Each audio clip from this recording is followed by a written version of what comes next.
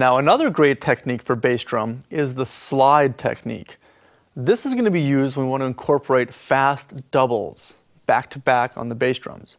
And it's always fun when I get a new student come and we play something and I accidentally sneak in a little double with the bass drum and they've got this look like, how'd you do that? How'd you do that? So of course, the next lesson we end up spending a half hour discussing, the slide technique of the bass drum to how to get two fast doubles back to back. So there are a few aspects of getting this technique down. The first one is a good bass drum pedal. Now you don't have to rush out and go buy the most expensive bass drum pedal in the market, but you want to have a decent one. If it's something that's been handed down to you from 100 generations ago that's held together with duct tape and elastics, this may not be the best starting point, Invest in a decent pedal. Go visit your local music store, talk to your drum guy and say, look, I'm trying to develop this new technique. I need something that's going to work better than this other lousy rental pedal I have or a very beginner pedal. Once you've got a good pedal and a good setup, you can actually adjust the springs. So the idea is to make sure that the spring feels comfortable for you. Most pedals nowadays have very good adjustments right on them themselves. You don't need a manual this thick to figure out how to do it. It's pretty self-explanatory. Then it becomes personal. You have to decide, do you want the pedal to be tight? Do you want the pedal to be loose? Do you want it to be medium? I would suggest trying all three. Try tight, try medium, and then try loose, and see which one best suits you. The next one, believe it or not, is footwear. Now, this is something that I've been kind of exploring in the past few years. I originally started off playing in bare feet. I was always practicing down in my basement, and just go down there with a pair of shorts on, and that's pretty much all I was wearing, and I'd play drums. And I found that my feet really stuck to the pedals, especially, on a hot, muggy day. I wasn't sliding so much. My feet were actually sticking to the metal, and I thought it was rock and roll, so to me that was all cool. But when I started seeing drummers slide around on the pedals, I was like, whoa, and I tried doing that, and I was actually tearing the skin on the bottom of my feet, so it didn't quite work as well as I had hoped. Now, some of you guys might say, hey, well, it works for me. Well, it probably does if you have a really nice smooth pedal on the foot plate. There's some pedals out there that have raised metal to display the brand name or something on there, some lines or some circles or whatever. And unless you got like supersonic strong caveman feet, that's great. But if you have like, kind of girly feet like me, you're probably going to want to wear some shoes. So the next thing I was noticing is I couldn't really play in like heavy-duty shoes, like basketball shoes or weight training shoes, and definitely not in soccer cleats and definitely not in work boots. But don't get me wrong, there are some guys out there who can do it. But I'd say as a starting point, find a shoe that actually slides on the rug. When I go into a shoe store, I put the shoes on. The salesman must think I'm out of my mind because I'm like, moonwalking around on the floor. And, I actually had one guy say, what are you doing? And I said, it's a long story, I'm a drummer. And he's like, hey, cool, man, so am I. And we got into talking about this technique, and he's like, oh, that's so cool. Because he was playing in like really heavy basketball shoes, and he says he was sticking to the pedal too much. Because a lot of court shoes are meant to stick to the court, the ground and the floor in the basketball court. So I said, well, I'm looking for a shoe that slides. I don't really endorse any shoe or anything like that, but I always try to find something that will slide on the pedal. So let me demonstrate just what I'm talking about as far as sliding on the pedal here. So if you look down at my foot, you're going to see that I can actually slide with ease here.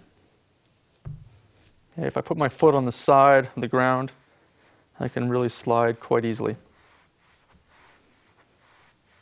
Okay, so the same thing happens on a pedal. I want to be able to slide, not like ice. That's going to be too much, but you want to be able to have a nice smooth slide so you can actually get around the pedal if you need. So I'm trying to find something that's smooth on the bottom with a little bit of a grip, so when I need the grip, if I'm not sliding, I've got it. So it's something to just experiment with. So that's what I would check out first. Okay, so to get to the technique itself, okay, let me just show you what it is, and then I'm going to explain what it is. So here's what it looks like.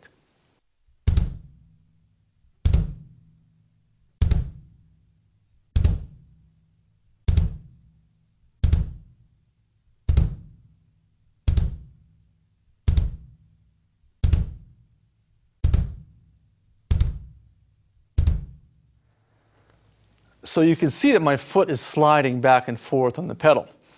Now, you might also notice that my foot is back further than it would be if I was playing heel down. If I'm playing heel down, I try to cover the whole entire foot plate. But when I play heel up, I try to come back a little bit more. And when I play slide technique, I even come back a little bit more sometimes. That becomes a personal preference, and you'll probably end up doing the same thing over time. So the first thing that happens, and that's why it's good to have a good pedal, that's why I mentioned you want to have a good pedal for this, is if I'm stepping down for my initial stroke 1, as I lift my foot, the spring is doing its job in lifting the beater, and I've moved my foot just slightly forward and I'm pressing down again. Now if I go back to the starting point, which is a little further back, step down on the pedal, lift my foot, and step down again. That's pretty much as slow motion as I can do this, because this is supposed to be for a fast technique. So here it looks a little faster.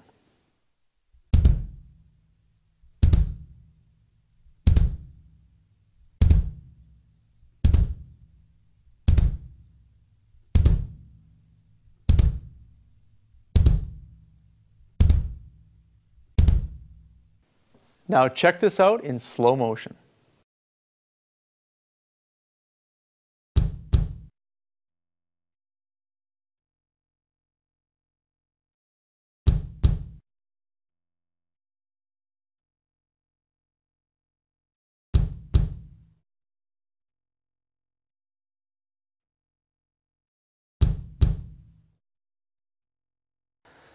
So sometimes when I demonstrate this to people, they still go, well, I don't get how that works. You know, it's funny, you almost have to try it to see how it works. You know, it's sort of like a weird little magic trick. It's like, whoa, how did that just happen?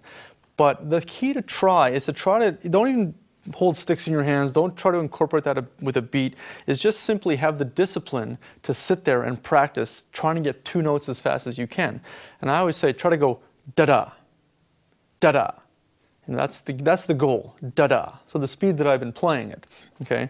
It'll get faster and faster as time goes on, but you want to try to get da-da, something like this.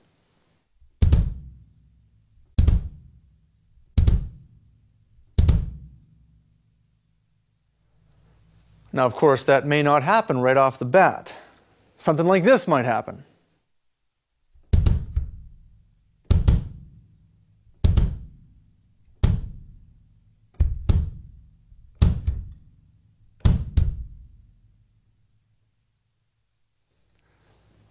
Now, hopefully you won't get that extreme, but I've seen that happen, believe it or not, because people, they go, I'm freaking out, I don't know how to do this.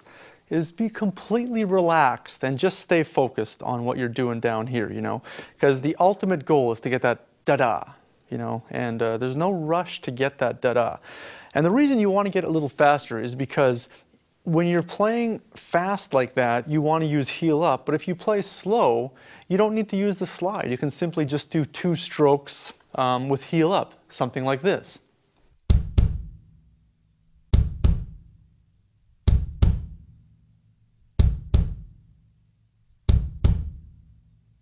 So you'll notice on that example that I didn't use the slide technique because the speed was just too slow.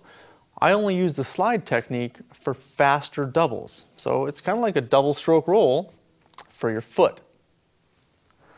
Now for you double bass players, start practicing this with your left foot. Imagine the possibilities if you could go right, right, left, left, right, right, left, left with your feet. You'd just be flying. It'd be just absolutely amazing. So practice that technique as much as you can, and you'll see how your speed is going to improve in no time at all.